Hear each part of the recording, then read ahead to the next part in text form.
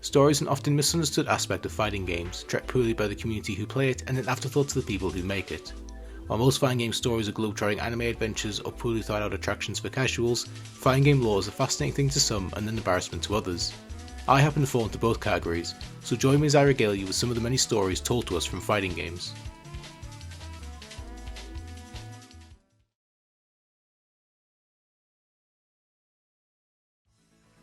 It's been some time since the finals of the first World Warrior tournament that saw the unknown fighter Ryu dominate the competition and defeat the king of Muay Thai, Sagat.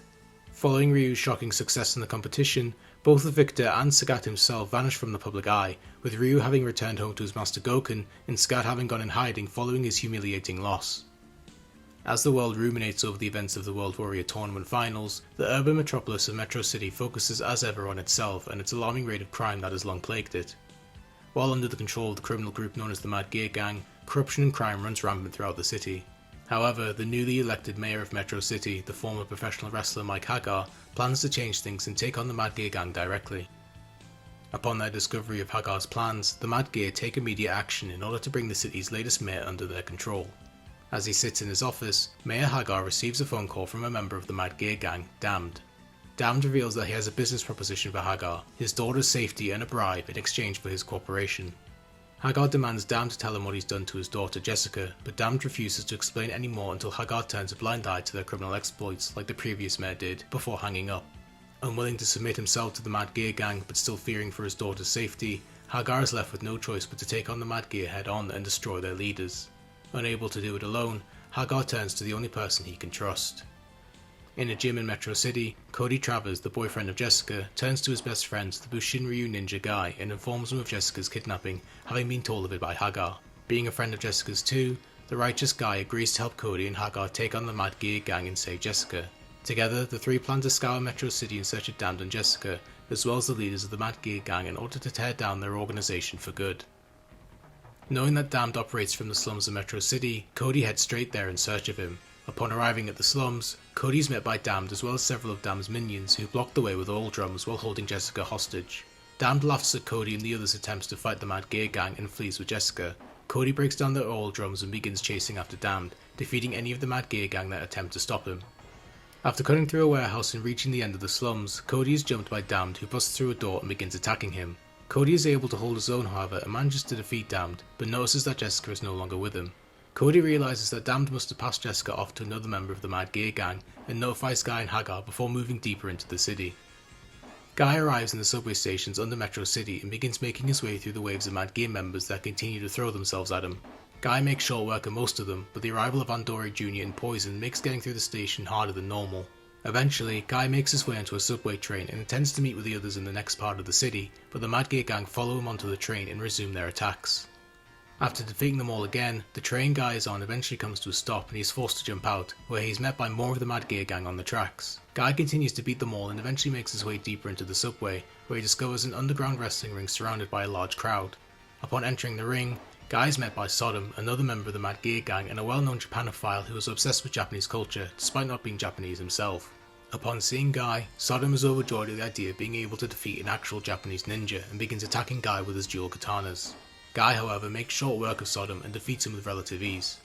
Unsatisfied with Sodom's behaviour and with no sign of Jessica, Guy leaves the subway and continues onwards.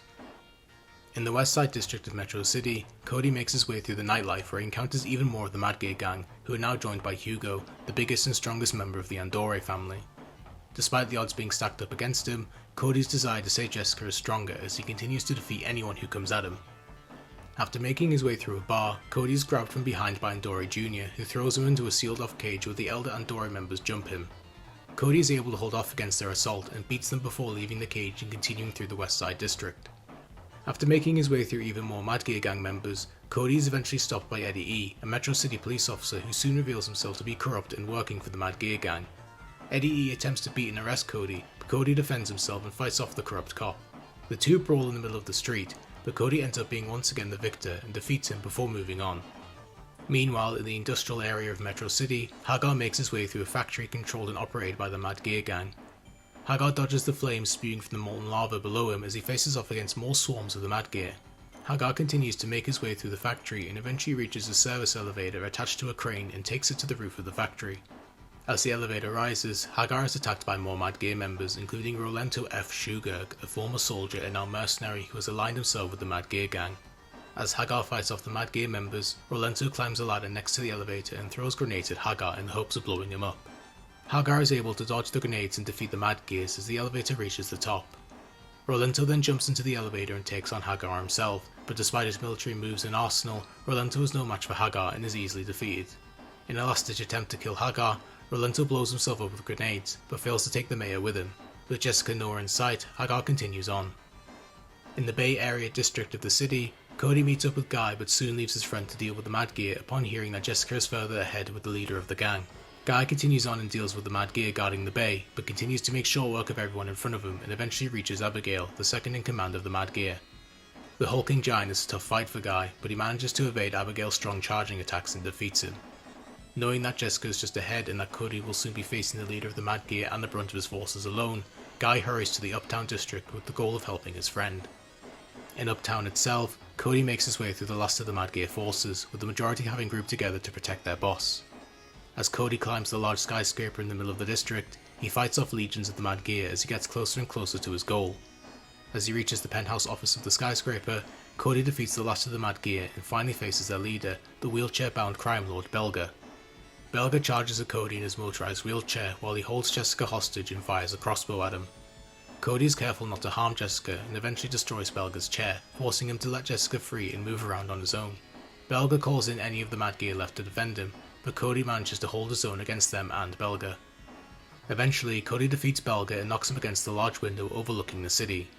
Filled with anger at Belga and the Mad Gear's actions against him, Jessica, his friends and the city, Cody delivers a fierce kick to Belga that sends him crashing through the window and plummeting to his death. Hagar and Guy join Cody just after Belga's death as Hagar tends to Jessica. Cody and Guy make their leave as Jessica tearfully thanks her father for coming to rescue her. Hagar is glad that Jessica wasn't harmed by the Mad Gear and laments how he feared he was going to lose her like he did Jessica's mother. Hagar vows to never let anything bad happen to Jessica again as the father and child express their love for each other. Cody and Guy leave the penthouse prepared to continue their fight against the rest of the crime and corruption in the city. However, Jessica chases after Cody, wanting to speak to him. Cody tries to ignore Jessica, but Guy stops Cody and slaps some sense into his friend, forcing him to talk to his childhood sweetheart. Guy leaves his friends behind and returns to the city, as Cody and Jessica finally reunite. Jessica asks Cody how he could just walk away now after everything that happened. Cody tells her that he wants to stay with Jessica, but that he can't rest while evil still stalks the streets of Metro City. Knowing that Cody shares the same sense of righteousness as Hagar and Guy, Jessica agrees to let Cody go and shares one last kiss with him before he returns to the streets of Metro City.